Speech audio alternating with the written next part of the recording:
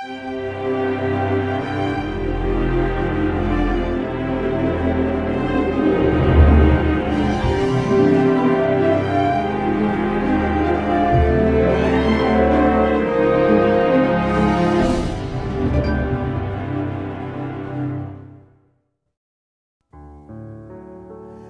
Raja-Raja 7. Istana Salomo. Salomo mendirikan istananya sampai 13 tahun lamanya, barulah selesai seluruh istananya itu. Ia mendirikan gedung hutan Lebanon, 100 hasta panjangnya dan 50 hasta lebarnya dan 30 hasta tingginya. Disangga oleh 3 jajar tiang kayu aras dengan ganja kayu aras di atas tiang itu. Gedung itu ditutup dari atas dengan langit-langit kayu aras. Di atas balok-balok melintang yang disangga oleh tiang-tiang itu. 45 jumlahnya, yakni 15 sejajar. Ada pula 3 jajar jendela berbidai. Jendela berhadapan dengan jendela 3 kali. Dan semua pintu dan jendela segi 4 bangunannya. Jendela berhadapan dengan jendela 3 kali. Ia membuat juga balai saka, 50 hasta panjangnya dan 30 hasta lebarnya. Dengan di sebelah depannya sebuah balai lagi yang bertiang dan bertangga ke sebelah depannya. Dibuatnya juga balai singgasana, tempat ia memutuskan hukum. Balai pengadilan yang ditutupi dengan kayu aras dari lantai sampai ke balok langit-langit. Dan gedung kediamannya sendiri di pelataran yang lain, lebih ke sebelah dalam lagi dari balai itu, adalah sama buatannya. Dan bagi anak Firaun yang diambil Salomo menjadi istrinya, dibuatnya juga sebuah gedung sama dengan balai itu.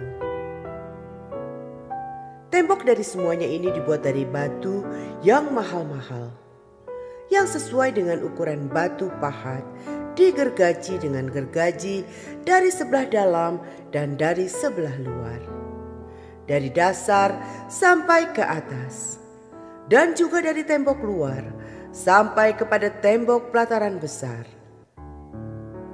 Bahkan dasar gedung-gedung itu dari batu yang mahal-mahal, batu yang besar-besar, batu yang 10 hasta dan batu yang 8 hasta. Di bagian atas ada batu yang mahal-mahal berukuran batu pahat dan kayu aras juga. Sekeliling pelataran besar ada tembok dari 3 jajar batu pahat dan 1 jajar balok kayu aras. Demikian juga sekeliling pelataran dalam rumah Tuhan dan balainya. Benda-benda logam bait suci. Kemudian Raja Salomo menyuruh orang menjemput Hiram dari Tirus. Dia adalah anak seorang janda dari suku Naftali. Sedang ayahnya orang Tirus, tukang tembaga. Ia penuh dengan keahlian, pengertian, dan pengetahuan untuk melakukan segala pekerjaan tembaga. Ia datang kepada Raja Salomo, lalu melakukan segala pekerjaan itu bagi raja. Ia membentuk 2 tiang tembaga. Tinggi tiang yang satu 18 hasta dan dapat dililit oleh tali, yang 12 hasta panjangnya. Tiang yang kedua demikian juga. Dibuatnya juga 2 ganja untuk ditaruh di kepala tiang-tiang itu dari tembaga tuangan. Tinggi ganja yang satu 5 hasta dan tinggi ganja yang kedua 5 hasta. Dibuatnya pula 2 jala-jala untuk ganja yang ada di kepala tiang itu. Jala-jala itu semacam kawat berpilin, semacam untaian rantai. Satu jala-jala untuk ganja yang satu, dan satu jala-jala untuk ganja yang kedua. Kemudian dibuatnya juga buah-buah delima. 2 jajar berkeliling pada jala-jala yang satu, untuk menutupi ganja yang di ujung tiang itu. Dan demikian pula dibuatnya pada ganja yang kedua. Dan ganja yang di kepala tiang dekat balai depan itu berbentuk bunga bakung.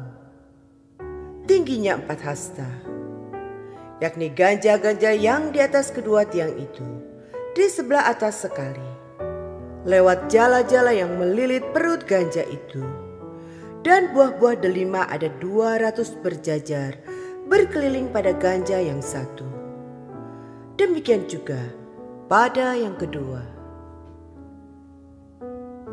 Kemudian tiang-tiang itu didirikannya dekat balai ruang besar. Ketika ia mendirikan tiang kanan, ia menamainya Yakin. Ketika ia mendirikan tiang kiri, ia menamainya Boas. Dan setelah bentukan bunga bakung itu ditaruh di kepala tiang-tiang itu, maka siaplah pekerjaan membuat tiang-tiang itu.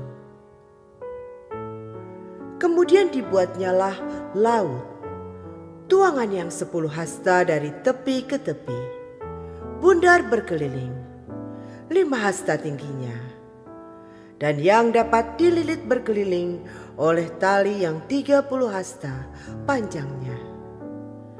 Dan di bawah tepinya ada gambar buah labu yang mengelilinginya sama sekali. 10 dalam sehasta merangkum laut itu berkeliling. Labu itu 2 jajar, dituang setuangan dengan bejana itu. Laut itu menumpang di atas 12 lembu. 3 menghadap ke utara, dan 3 menghadap ke barat. 3 menghadap ke selatan, dan 3 menghadap ke timur. Laut itu menumpang di atasnya, sedang segala buntut lembu itu menuju ke dalam. Tebal laut itu setapak tangan, dan tepinya serupa tepi piala, seperti bunga bakung yang berkembang. Laut itu dapat memuat 2000 bat air.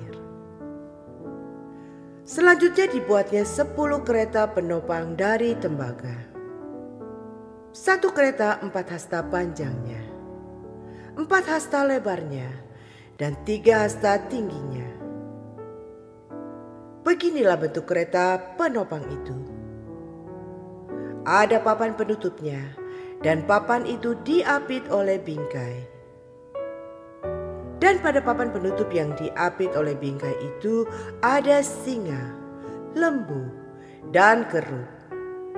Dan demikian juga pada bingkai itu. Di sebelah atas dan di sebelah bawah singa dan lembu itu ada karangan-karangan bunga yang tergantung. Pada 1 kereta penopang ada 4 roda tembaga dengan poros tembaga.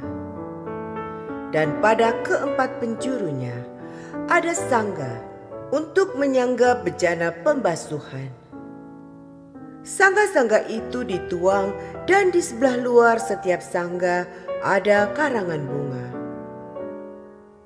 Dan mulut kereta penopang itu ada di sebelah dalam sangga-sangga itu, menonjol ke atas 1 hasta. Mulutnya itu bundar, buatannya sebagai tumpuan, dan dalamnya 1,5 hasta. Juga pada mulutnya itu ada ukiran. Tetapi papan-papan penutupnya 4 persegi, jadi tidak bundar. Keempat roda itu ada di bawah papan penutup, dan tangan-tangan roda itu ada pada kereta penopang itu. Dan tinggi 1 roda ialah 1,5 hasta. Dan buatan roda itu seperti buatan roda kereta, Tetapi tangan-tangannya, lingkarnya, jari-jarinya, dan napnya, semuanya tuangan. Keempat sangga pada keempat sudut setiap kereta penopang adalah seiras dengan kereta itu. Dan di sebelah atas kereta penopang itu ada leher bundar berkeliling, setengah hasta tingginya. Di sebelah atas kereta itu ada pula topang-topang dan papan penutup yang seiras dengan dia. Maka pada muka topang-topangnya itu dan pada papan-papan penutupnya diukirkannyalah keruk, singa, dan pohon korma, masing-masing menurut tempat yang ada, dan karangan bunga sekeliling. Demikianlah dikerjakannya ke-10 kereta penopang itu. Tuangannya sama, ukurannya sama, dan potongannya sama semuanya. Lagi pula dibuatnya 10 bejana pembasuhan dari tembaga. Setiap bejana dapat memuat 40 bat air. Setiap bejana 4 hasta besarnya. Dan ada 1 bejana di atas setiap kereta dari ke-10 kereta penopang itu.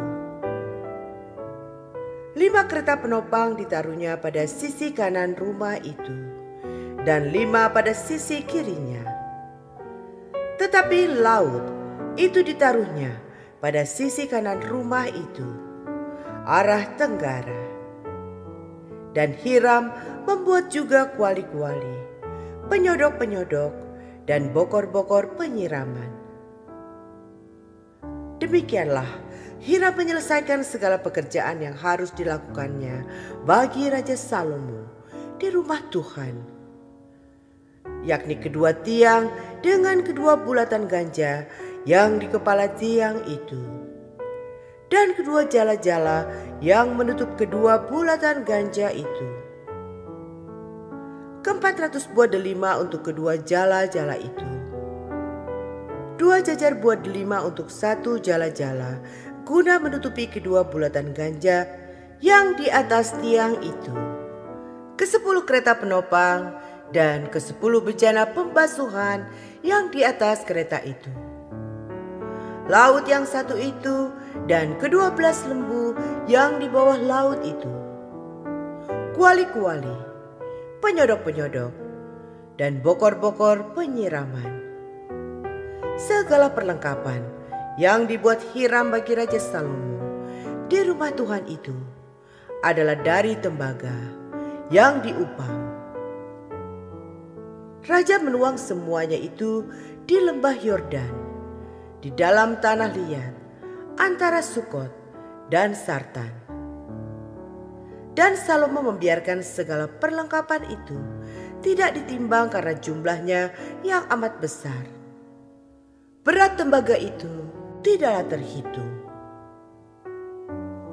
Salomo membuat juga segala perlengkapan yang ada di rumah Tuhan, yakni mezbah emas dan meja emas, tempat menaruh roti sajian, kandil-kandil dari emas murni, 5 di sebelah kanan dan 5 di sebelah kiri.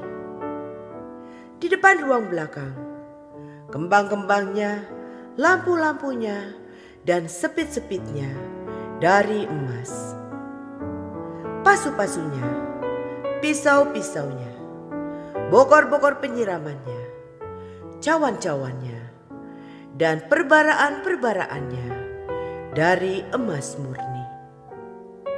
Engsel-engsel untuk pintu ruang dalam, yakni tempat maha kudus, dan engsel-engsel untuk pintu ruang besar, bait suci, dari emas.